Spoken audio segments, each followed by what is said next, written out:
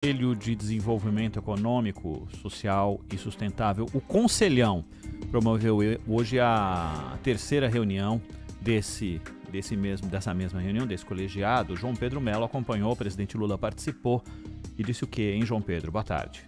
Fala, Ronaldinho. Oi, Zaidan. Olha só, aproveitando a terceira reunião plenária do chamado Conselhão, o presidente Lula sancionou o projeto de lei que estabelece o programa automotivo Mover. A medida também reinstitui a taxação de compras internacionais online abaixo dos $50, que é a chamada taxa das blusinhas. A ideia do Mover é modernizar e tornar a indústria automotiva brasileira mais sustentável. Na questão das blusinhas, Lula seguiu o acordo firmado com a Câmara dos Deputados, sancionando o texto conforme aprovado pelo Congresso. A ideia da taxa é nivelar a situação dos comerciantes locais, que muitas vezes são prejudicados pela competição desleal de produtos importados sem a tributação adequada. O presidente Lula voltou a falar sobre a compensação do PIS/COFINS e das medidas econômicas e disse que é preciso repartir o pão e acabar com a ganância de riqueza de algumas pessoas do país. A responsabilidade de apresentar compensação são dos empresários e do Senado. Não apresentar, fica mantido veto. É simples assim, por que ficar nervoso com isso? Então o que nós queremos é extensionar a ganância por acúmulo de riqueza de alguns e tentar repartir um pouco do pão produzido nesse país. O fato é que a terceira reunião plenária do Conselhão foi presidida pelo ministro das Relações Institucionais, Alexandre Padilha. Hoje, o Conselhão é composto por mais de 200 integrantes, entre empresários, líderes de movimentos sociais e representantes da sociedade civil. A reunião teve o objetivo de manter aberto o canal de diálogo entre o Executivo e a sociedade, colocando em debate sugestões de políticas para diminuir as desigualdades, além de pautas econômicas. O ministro da Fazenda, Fernando Haddad, comentou sobre as medidas já aprovadas no Congresso e disse que o governo Lula pode terminar com uma das melhores metas de inflação da história. Presidente, é absolutamente possível o senhor terminar o seu mandato com uma inflação média abaixo de 4%, inflação média, porque a nossa meta é chegar a 3% já o ano que vem, com um crescimento médio beirando os 3%. Isso, para o senhor ter uma ideia, é a menor inflação média de todos os mandatos desde que o regime de metas de inflação foi criado no Brasil. Portanto, aqueles que acusam o senhor de não estar prestando atenção na inflação, não está prestando atenção nos dados. Por fim, o evento contou com uma apresentação de resultados do Ministério do Meio Ambiente. A ministra Marina Silva falou sobre a tragédia do Rio Grande do Sul e sobre a necessidade de atenção para prevenir a escassez hídrica na região amazônica. Ela também reforçou que os incêndios no Pantanal são causados por ação humana e que as medidas tomadas pelo governo não vão adiantar se as pessoas continuarem a desmatar o bioma. Aí você pensa assim, depois da reunião, como é que ficou o mercado? Se teve chilique, se não teve. O dólar estava crescendo de novo, agora está andando de lado a 5,52, o euro crescendo a 0,3, cotado a 5,91, e a Bovespa está crescendo quase 1%, a 123.600 pontos. Algumas das frases mais importantes dessa, não que a reunião seja larga, tenha grande importância, mas algumas coisas pinçadas desse conteúdo que tratam da economia, Zaidan. Exato. O Conselhão poderia ser um ótimo fórum para se debater os problemas brasileiros, né? Mas para isso a composição teria de ser outra.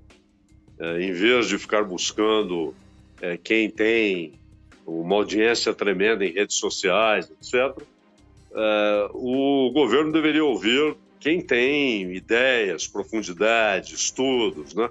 Na área econômica, por exemplo, há alguns intelectuais brasileiros que simplesmente não são escutados pelo governo. E eles têm muito o que dizer.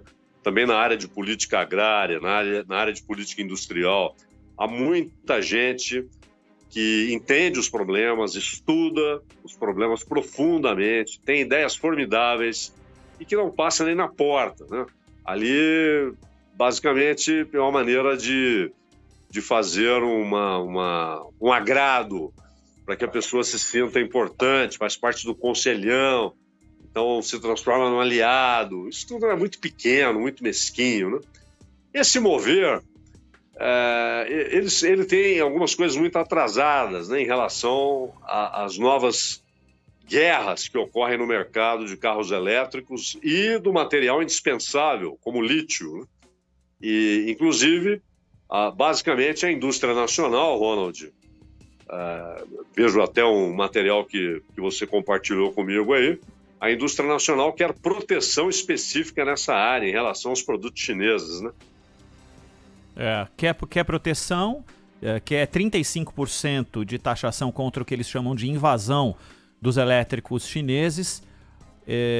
Agora eu estou me perguntando, não tem nenhum movimento que a gente possa fazer para os carros das montadoras aqui no Brasil, por exemplo, não custarem o carro básico por volta de 100 mil reais? Não tem nada que possa ser feito? Porque não tem um caminho por aí também que possa fazer o automóvel chegar num valor mais factível às pessoas? E querem proteção específica?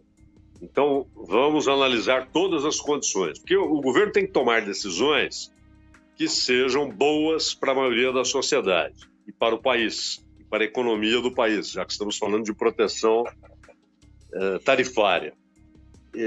Primeiro, é preciso saber se você conseguirá produzir carros de qualidade, que tenham a mesma tecnologia, ou pelo menos essencialmente a tecnologia mais moderna e indispensável para um carro elétrico, a mesma que existe no carro chinês e no carro europeu. Tanto que na Europa, os governos, a mando dos Estados Unidos, começaram a construir políticas de supertarifação contra produtos chineses, inclusive carros elétricos, e as grandes montadoras alemãs, que são emblemáticas, né? Volkswagen, Mercedes, etc., gritaram. Falaram, não. Até porque, para a gente produzir aqui, a gente precisa de material produzido na China. E se nós supertarifarmos aqui, haverá contrapartida. Né? Então, não é esse o caminho. Mas vamos lá, 35%, que encarece muito qualquer produto. Isso resultará em mais empregos ou em mais robôs? Isso resultará em suspensão de planos de demissão por quanto tempo? 3 anos, 5 anos, 10 anos? Você tem de ter a contrapartida. Não é? Então, o que virá? Olha, nós não... Nos deem essa condição de competição e não haverá demissões nos próximos 5 anos. Fábrica alguma será fechada nos próximos 5 anos e entregaremos um produto de qualidade. Perfeito. E mais, é preciso saber também como reagiria a China, porque a China é a grande compradora de produtos brasileiros e o Brasil tem superávit. O Brasil é um dos poucos países no mundo com superávit comercial com a China. E se vem do lado de lá uma supertarifação em cima de produtos nacionais, qual seria o impacto disso na economia brasileira? Você tem de pesar tudo isso, né, Ronald? Tudo tem que ser pesado. E eu incluí aí também. De que maneira? O mais legal é o quê? Aumento do outro para que o meu fique mais competitivo. Eu não consigo entender essa possibilidade, né? Para que a gente possa brigar de igual para igual. Tem tantas outras possibilidades. E quando você fala. Não reduza o imposto aqui. Exato. Porque a gente não caminha nessa direção, né? Uma direção tão difícil de ser alcançada. Quero só fazer